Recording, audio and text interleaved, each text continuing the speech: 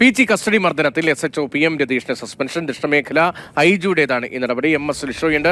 ലിഷോയ് സസ്പെൻഷനിലേക്ക് കടന്നിരിക്കുന്നു. നേരത്തെ ഒരു സ്ഥലം മാറ്റത്തിലേക്ക് ഒതുങ്ങിയതാണ്. ഇന്ന് നിയമസഭയിൽ നടപടികൾ വിശദീകരിച്ചപ്പോൾ മുഖ്യമന്ത്രിയും ഈ സസ്പെൻഷന്റെ കാര്യം പറഞ്ഞിരുന്നില്ല അല്ലേ? ഇപ്പോഴല്ലേ ആ നടപടി വരുന്നത്?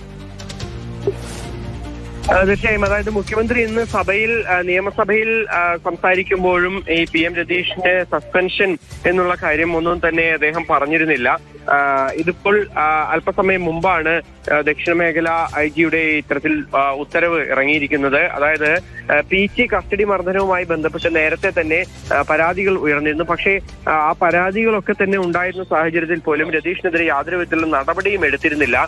അതിനുശേഷം ഈ ഹോട്ടൽ ഉടമയുടെ പരാതിയിന്മേൽ നടപടി എടുത്തില്ലെന്ന് മാത്രമല്ല, ഈ രതീഷിന് SI ആയിരുന്നു. അന്ന് ഈ സംഭവം നടക്കുന്ന സമയത്ത് SI ആയിരുന്നു, PG സ്റ്റേഷനിൽ SI ആയിരുന്നു രതീഷ്.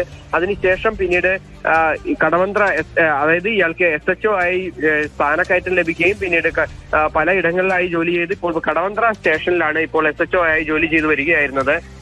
ഈ CCTV ദൃശ്യങ്ങൾ കഴിഞ്ഞ ദിവസമാണ് പുറത്തു വന്നത്. അതായത് ഈ ഹോട്ടൽ ജീവനക്കാരെ മർദ്ദിക്കുന്നതിന്റെ CCTV ദൃശ്യങ്ങൾ.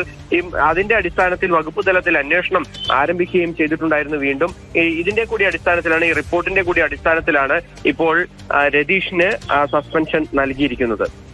ഏതായാലും ഒരു കൂടുതൽ നടപടിയിലേക്ക് കടക്കുന്നു എന്ന് വേണം മനസ്സിലാക്കാനല്ലേ? ആദ്യം ഒരു സ്ഥലം മാറ്റമാണ് ഉണ്ടായത്. സ്ഥലമാറ്റത്തെക്കുറിച്ച് നിയമസഭയിൽ മുഖ്യമന്ത്രി വിശദീകരിക്കുന്നുണ്ടായിരുന്നു. പക്ഷേ ദൃശ്യങ്ങളിൽ പതിഞ്ഞ ഈ മർദ്ദനമേറ്റിട്ട് സംഭവം ഒതുക്കി തീർക്കാൻ വേണ്ടി പണം ആവശ്യപ്പെട്ടു എന്ന ആരോപണം ശക്തിപ്പെട്ടിട്ട് അക്കാര്യത്തിൽ കൂടുതൽ വ്യക്തത ഉണ്ടായിട്ട് നടപടിയിലേക്ക് പോകാത്തത് വലിയ വിമർശനത്തിന് വഴിവെച്ചതിന് പിന്നാലെ ഇങ്ങനെ ഒരു നടപടിയിലേക്ക് എത്തുന്നു. ഈ സസ്പെൻഷൻ എന്നത് നമ്മുടെ സർവീസ് ചട്ടം അനുസരിച്ച് ഒരു അച്ചടക്ക നടപടിയൊന്നുമല്ല. അന്വേഷണത്തിന് വേണ്ടിയുള്ള ഉദ്യോഗസ്ഥനെ മാറ്റി നിർത്തൽ മാത്രമാണ്. കൂടുതൽ നടപടികൾക്കുള്ള സാധ്യത ഉണ്ടോ? തീർച്ചയായും. പണം ആവശ്യപ്പെട്ടു എന്നുൾപ്പെടെയുള്ള ആരോപണങ്ങൾ പരാതിക്കാരനുള്ളതിനാൽ തന്നെ ഇത് സംബന്ധിച്ച അന്വേഷണം കൂടി നടത്തേണ്ടതുണ്ട്. എന്തായാലും ഈ ഒരു വിഷയത്തിൽ അതായത് ഈ CCTV ദൃശ്യങ്ങൾ പരാതിക്കാരനായ ഔസേപ്പിന് ലഭിച്ചത് ഏകദേശം 8 മാസത്തിന് മുൻപാണ്. ആ സമയത്തൊന്നും തന്നെ പക്ഷേ നടപടി എടുത്തിരുന്നില്ല. മുഖ്യമന്ത്രി ഇന്ന് നിയമസഭയിൽ വിശദീകരിച്ച ആ ഒരു നടപടി, അതായത് സ്ഥലം മാറ്റി എന്നുള്ള നടപടി പോലും അത് ആദ്യം ഈ ഒരു പരാതി ഉയർന്ന സമയത്തായിരുന്നു. അതായത് ഈ PG-യിൽ കസ്റ്റഡി മർദ്ദനം ഉണ്ടായതിനു ശേഷം ഔസേപ്പ് നൽകിയ പരാതിയുടെ